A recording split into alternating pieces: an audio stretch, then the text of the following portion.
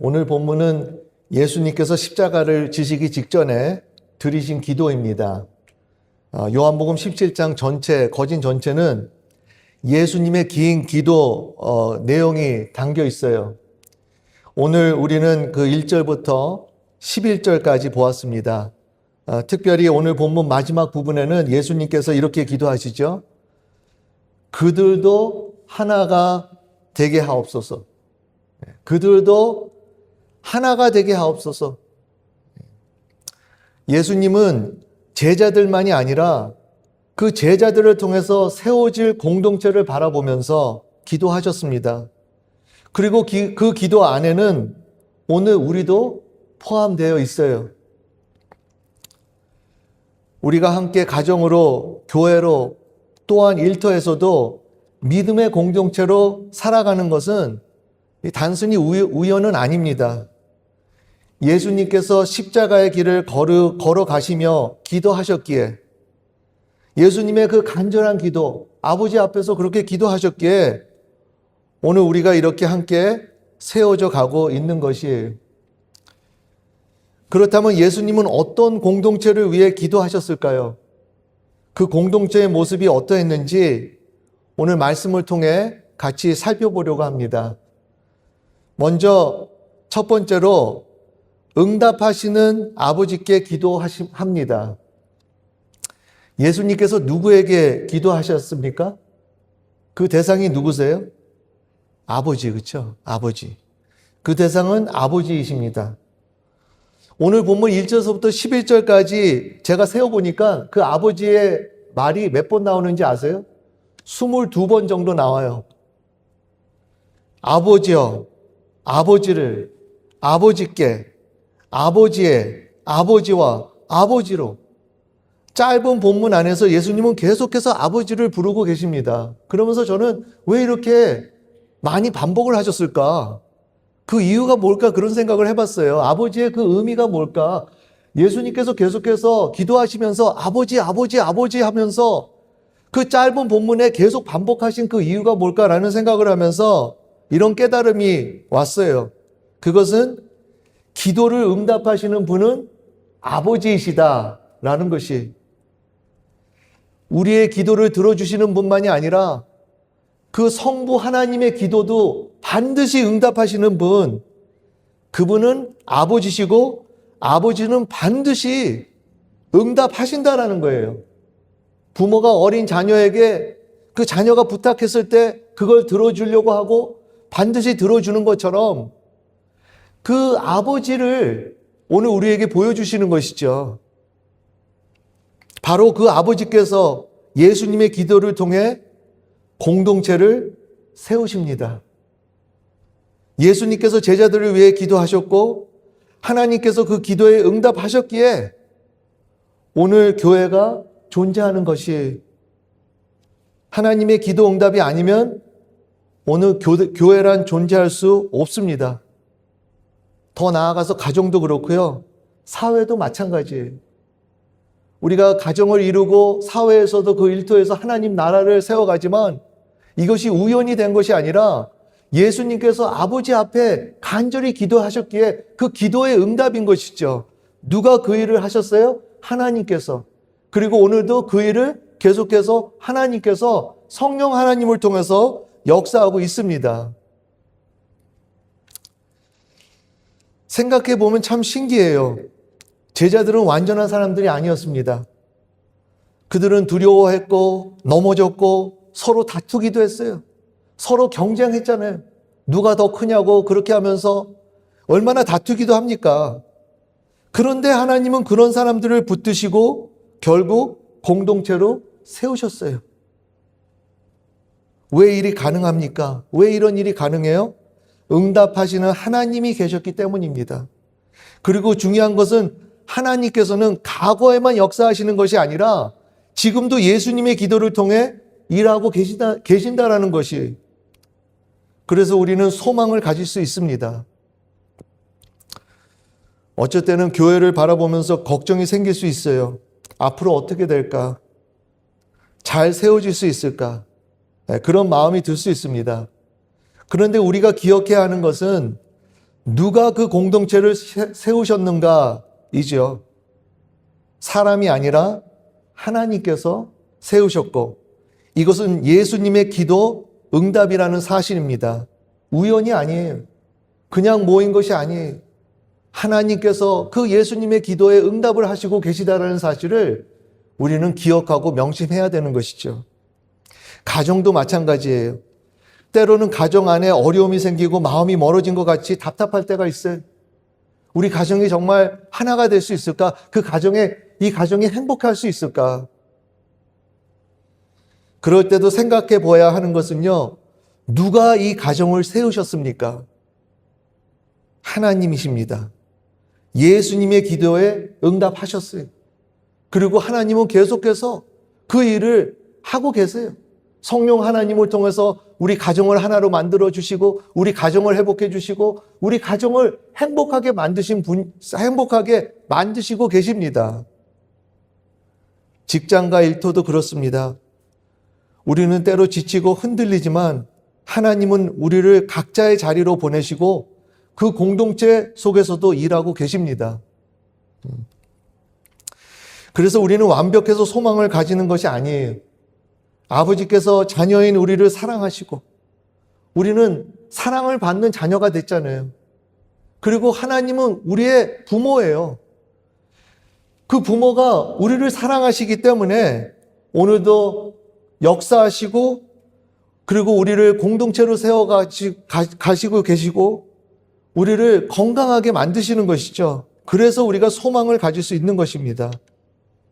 성부 하나님이 성자 하나님의 기도를 들으시고 그 기도에 응답하시고 또 우리도 그 예수님의 기도에 합쳐서 같이 기도할 때 하나님은 반드시 응답하시고 공동체를 세우시고 이루어 가고 계시는 것이에요. 생각해 보세요. 누가 오늘의 교회를 여기까지 세우셨습니까? 지금까지 우리의 가정을 붙드신 분이 누구이십니까? 또한 일터에서도 누가 무너질 것 같은 순간에도 붙드셨습니까? 누가 부족한 사람들을 통해 지금까지 공동체를 이어오게 하셨습니까? 여기에 우리가 그래도 열심히 했어라고 하면 안 되죠, 그렇죠? 그래도 내가 아니에요. 하나님이세요. 하나님께서 은혜를 베푸셔서 우리 교회를 세우시고 은혜를 베푸셔서 우리 가정을 행복하게 해주시고 은혜를 베푸셔서 우리 일터에서도 형통하게 해주시는 것이죠. 하나님의 은혜 아니었으면 하나님께서 역사하지 않으셨으면 하나님께서 그 기도에 응답을 하지 않았으면 어쩌면 우리는 굉장히 불행한 사람들이 됐을 수 있어요. 그런데 이 기도 응답 때문에 하나님께서 우리를 공동체로 세우시고 건강하게 하시고 하나님께서 계속해서 우리를 계속 이끌어가고 계신 것입니다. 예수님께서 기도하셨고 하나님께서 그 기도에 응답하신 것이 그리고 그 하나님은 지금도 일하고 계십니다. 이 믿음 안에서 어떠한 상황 속에서도 다시 소망을 품고 일어나시길 바랍니다. 혹시나 지금 좌절되십니까? 가정 때문에, 일터 때문에, 또한 교회 때문에 생각하세요. 하나님께서 예수님의 기도를 지금 응답하시고 계속 그 응답에 하나님께서 성령 하나님을 통해서 역사하고 계시는 거예요. 지금 예수님의 육신은 천국에 있습니다. 그분은 우리를 위해서 계속 중보 기도하고 계세요. 그리고 그 중보 기도 중에서 하나가 뭡니까? 공동체를 이루게 하는 것. 하나가 되게 해 주시옵소서. 계속해서 그 기도의 응답을 하나님께서 성부 하나님께서 성령 하나님을 통해서 역사하신다는 사실을 명심하시고 더 소망을 가지시고 믿음을 가지시고 담대히 나아가는 우리 모두 되기를 간절히 바랍니다. 계속해서 오늘 본문을 보니까 아버지와 아들을 알아가는 공동체를 세우십니다. 요한복음 17장 3절에 영생은 곧 유일하신 참 하나님과 그가 보내신 자 예수 그리스도를 아는 것이니이다. 예수님께서 이 세상에 오시고 십자가를 지신 이유는요, 믿는 자들에게 영생을 주시기 위해서. 그런데 그 영생은 뭐예요? 그 영생은 아버지와 아들을 아는 것이, 아버지와 아들을 영원히 알아가는 그것이야말로 참으로 영생이고, 예수님께서 이 영생을 주시려고 십자가를 지시고, 또한 예수님께서 우리를 하나 되기 위해서 기도한 것도 바로 여기에 있는 것이, 우리를 공동체로 세우시려고 기도하신 궁극적인 목적이 바로 여기 있습니다. 아버지와 아들을 알아가기 위해서. 우리 모두 각자의 목적이 있어요. 그렇죠? 내일 해야 할 일을 고민하는 작은 계획부터 인생에서 무엇을 이루며 살아갈지에 대한 큰 방향까지 품고 살아가고 있습니다. 그런 것들이 중요해요. 하지만 그 모든 목적들과 계획들이 예수님께서 기도하신 것과 연결이 되지 않으면 안 되는 것이죠. 예수님이 아버지께 간구한 것은 아버지와 아들을 알아가는 공동체입니다. 그 공동체를 지금도 하나님께서 세우시고 계세요. 그렇기 때문에 우리의 모든 목적과 계획은 그 목적과 연결이 돼야 되죠. 아버지와 아들을 아는 것, 아버지와 아들과의 관계가 가까워지는 것, 더욱더 그 안에서 우리가 순종하면서 살아가는 그것이야말로 예수님께서 기도하신 것이고, 그것이야말로 궁극적인 목적인 것이죠. 우리는 공동체 안에서 여러 가지 중요하게 생각할 수 있어요. 좋은 프로그램도 필요하고, 사람들이 편안함을 느끼는 것도 중요하다고 합니다. 공동체가 건강하게 성장하는 것도 소중해요. 그런데 그것보다 더 중요한 것이 뭡니까? 그것은 바로 하나님과 예수님을 더 알아가고 있는가이죠. 하나님을 알아가고 예수님을 더 알아가고, 왜냐하면 예수님께서 기도하신 공동체의 중심은 바로 여기에 있기 때문입니다. 때로는 교회가 바쁜 활동이 많은데 정작 하나님을 깊이 알아가는 것은 약해질 수가 있어요. 겉으로는 잘 되는 것처럼 보여도 마음은 점점 하나님과 멀어질 수도 있습니다. 이것이 위험한 것이. 우리가 분주하다 보면은 교회를 그럴듯한 거에 신경을 많이 쓰고 프로그램을 많이 돌리려고 해요. 그것이 나쁘다라는 건 아니에요. 프로그램도 필요하고 교회가 또 그럴듯하게 보이는 것도 중요해요. 그러나 그것보다 더 중요한 것은 하나님과의 거리가 가까워지고 있는가, 우리가 하나님을 알아가고 예수 그리스도를 더 알아가려고 하는가, 그 갈망과 그 마음을 갖는 것이야말로 참으로 가장 중요한 것이고, 예수님께서 그것을 위해서 기도하셨다라는 것이죠. 예수님께서 원하시는 공동체는요, 단순히 사람이 모이는 공동체가 아닙니다. 숫자가 많고 그럴듯한 공동체가 아니라 하나님을 알아가고 예수님 안에서 살아가는 공동체, 그것을 위해서 오늘도 예수님은 기도하고 계시다는 사실을 우리는 생각해 봐야 되는 것이, 어떤 성도님이 이런 말씀을 하셨어요. 교회를 오래 다녔는데도 하나님을 잘 모르는 것 같아 마음이 답답해요. 봉사도 하고 예배도 빠지지 않았는데 어느 순간 돌아보니 하나님과의 관계보다 해야 할 일만 남아있다는 것이. 그런데 어느 날부터 말씀을 천천히 묵상하고 기도하기 시작하면서 하나님이 어떤 분이신지 다시 알아가기 시작했다고 합니다. 그리고 그때 비로소 신앙이 의무가 아니라 관계가 되었다고 고백하는 것이. 저는 이 이야기를 들으면서 얼마나 이 이야기가 중요한지 모르겠는지 생각해 봤어요. 교회의 가장 중요한 목적은 단순히 바쁘게 움직이는 것이 아니에요. 그럴듯한 프로그램을 돌리는 것도 아닙니다. 하나님과 예수님을 더 알아가는 것. 그분을 갈망하고 그분과 더 가까이 하려고 하고 그분을 더 깊게 알려고 하는 그것이야말로 참으로 예수님께서 기뻐하시는 공동체이시고, 그것이야말로 참으로 부흥의 기준이라고도 볼 수 있는 것이죠. 그런데 현대 교회는 요즘 그런 것보다도 어떻게 보면 프로그램을 많이 돌리려고 하는 그런 면이 없지 않아 있나 생각이 들어요. 그러면서 분주하고 바쁘고 바쁘게 하지만 정작 하나님을 알고 예수님을 인격적으로 알아가는 그거에는 너무 신경을 안 쓰지 않나라는 생각이 듭니다. 그렇다면 우리는 어떻습니까? 한번 오늘 질문을 보여주세요. 오늘 우리 공동체는 하나님과 예수님을 계속 더 알아가는 공동체가 되고 있습니까? 이 질문을 한번 깊이 생각해 보시기 바랍니다. 그리고 이 질문에 한번 답을 해 보시기 바랍니다. 과연 나는 하나님과 예수님을 계속 더 알아가는 공동체인가? 거기에 소속되고 있는가? 이것이 교회만이 아니라 우리 가정도 그래야죠. 과연 우리 가정이 그냥 행복하려고만 하고 그냥 잘 모이려고 하고 그냥 그럴듯하게 보이려는 가정인지, 아니면 그 가정에 우리가 예수님을 왕으로 모시고 그분을 주님으로 섬기고 그리고 그분을 통해서 우리가 서로 알아가려고 하는 그런 가정인지를 우리가 생각해 보지 않고 검토해 보지 않으면 안 되는 것 같습니다. 사회도 똑같아요. 우리가 사회에서 형통하기만을 바라는 것이 아니라 내가 이 사회에서 일을 하면서 과연 하나님께 영광을 돌리고 있는가?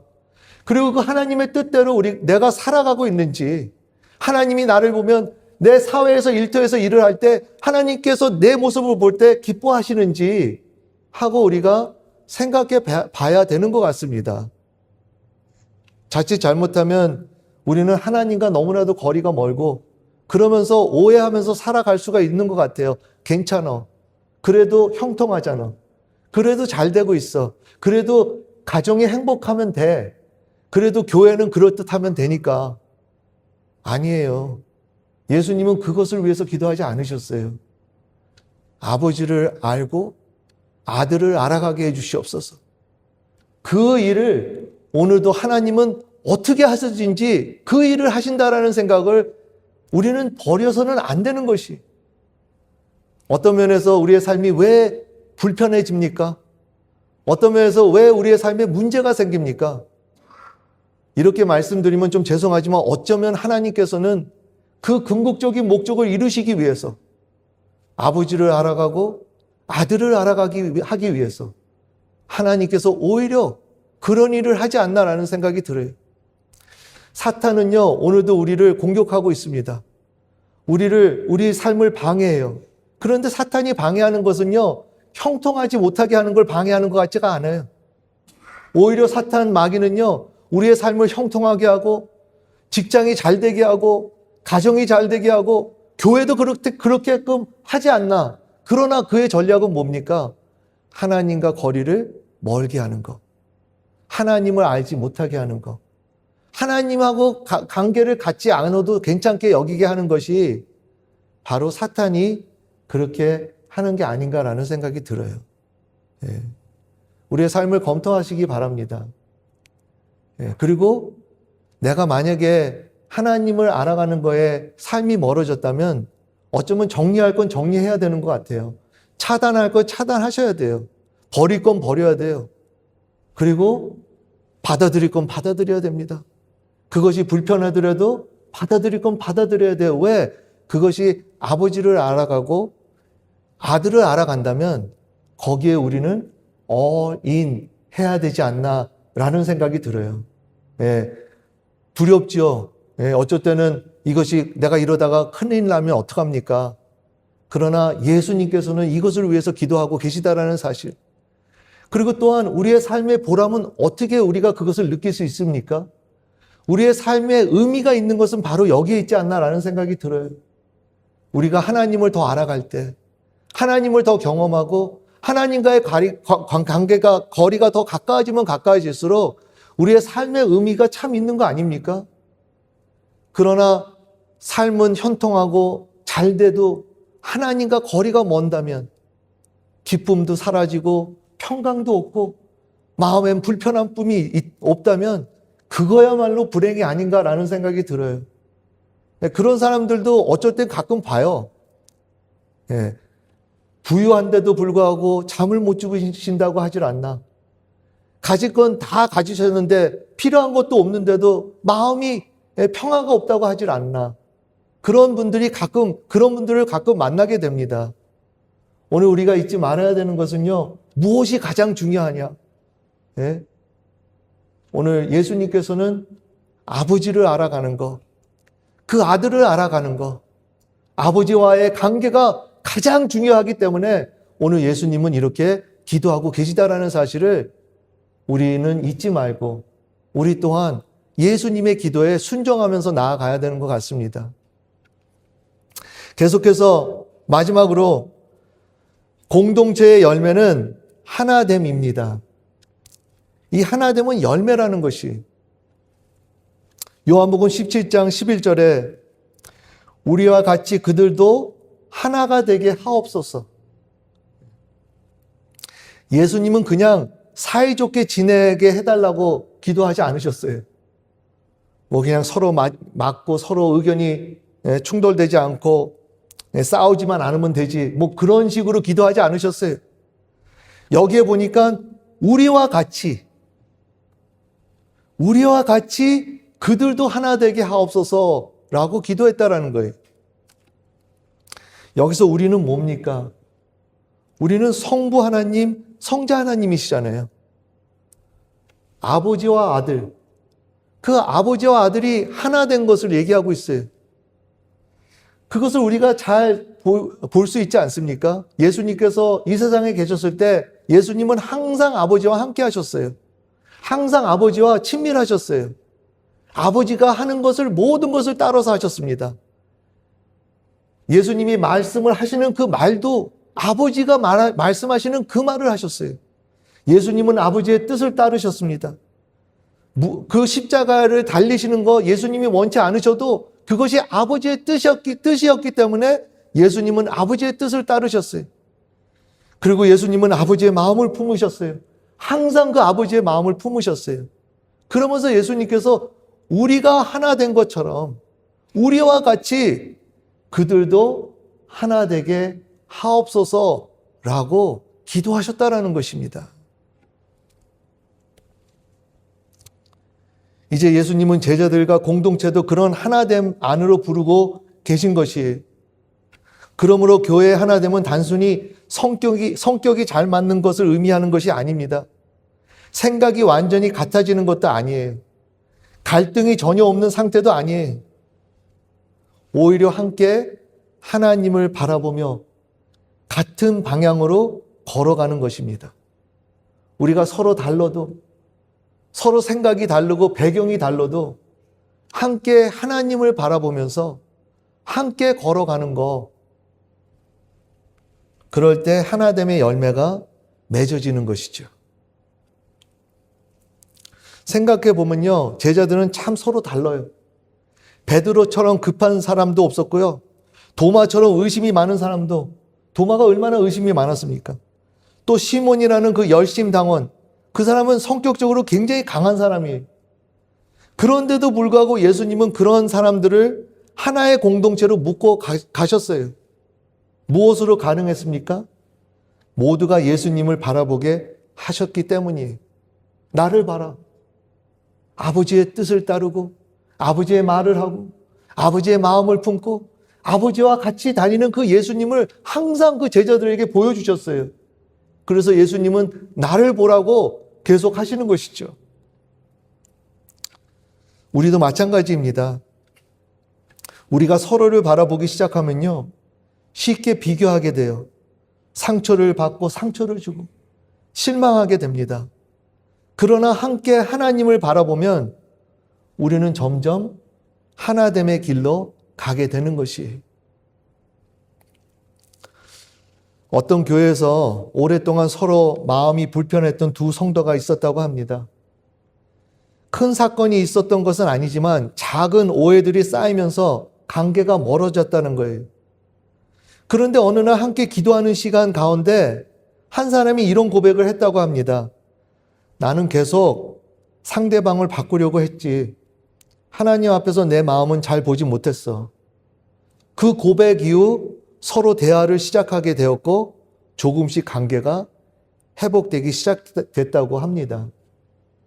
저는 그 이야기를 들으면서 이런 생각이 들었어요. 하나됨은 억지로 만드는 것이 아니라 함께 하나님 앞에 나아갈 때, 하나님을 바라볼 때 하나님께서 이루어 가시는 열매라는 것이, 그 슬라이드를 보시면요, 하나 되면 억지로 만드는 것이 아니라 함께 하나님 앞에 나아갈 때 하나님께서 이루어 가시는 열매라는 것입니다. 그래서 예수님은 하나 되게 하옵소서라고 기도하셨어요. 우리가 서로 완벽해서 하나 되는 것이 아니에요. 예수님의 기도 안에 함께 있기 때문에 하나 되어 가는 것입니다. 오늘 우리 공동체도 마찬가지예요. 우리가 서로를 붙드는 것 같지만 사실은 하나님께서 우리를 붙들고 계십니다. 그러므로 우리는 서로 경쟁하는 공동체가 아니라 함께 하나님을 바라보며 하나 되어 가는 공동체가 되어야 합니다. 오늘 말씀을 통해 우리는 예수님께서 어떤 공동체를 위해 기도하셨는지 보았습니다. 우리 설교 요약을 좀 봅시다. 예수님은 응답하시는 아버지께 기도하셨습니다. 그리고 아버지와 아들을 알아가는 공동체를 위해 기도하셨습니다. 또한 하나됨의 열매를 맺는 공동체가 되도록 기도하셨습니다. 그리고 중요한 것은 이 기도가 과거에 끝난 기도가 아니라 예수님은 지금도 자기 사람들을 위해 기도하시는 분이세요. 그래서 우리의 가정, 교회, 사회, 단순한 단체가 아니라 예수님의 기도 안에서 세워진 공동체입니다. 우리는 완벽하지 않아요. 때로는 부족하고 흔들리고 실망할 때도 있어요. 그런데도 소망이 있는 이유는 예수님께서 우리를 위해 기도하시고 하나님께서 지금도 그 기도에 응답하시고 계시기 때문입니다. 그러므로 사랑하는 성도 여러분, 우리 공동체가 단순히 함께하는 단체가 아니라 하나님과 예수님을 더 알아가고 그 안에서 하나 되어가는 공동체가 되기를 바랍니다. 그리고 이 믿음 안에서 우리 교회와 가정과 삶 속에서도 하나님께서 계속 일하고 계심을 바라보며 소망 가운데 살아가시기를 주님의 이름으로 축원합니다. 다 함께 기도하시겠습니다. 하나님 아버지, 오늘 이 말씀을 통해서 우리에게 다시 일깨워 주시고 오늘 우리가 이렇게 가정으로, 교회로, 또 사회에서도 그 믿음의 공동체로 모이는 것은 예수님께서 기도하셨고 그 기도의 응답이라고 이렇게 저에게 다시 일깨워 주셨습니다. 이 믿음과 소망을 갖는 저희가 되게 하여 주시옵시사. 우리 자신들을 서로 바라보는 것이 아니라 우리를 하나 되게 만드시는 아버지와 예수님을 바라보면서 주 안에서 하나 되어 하나님께 참으로 영광을 돌리는 저희 될 수 있도록 은혜 베풀어 주시옵소서. 예수 그리스도 이름으로 기도드립니다. 아멘.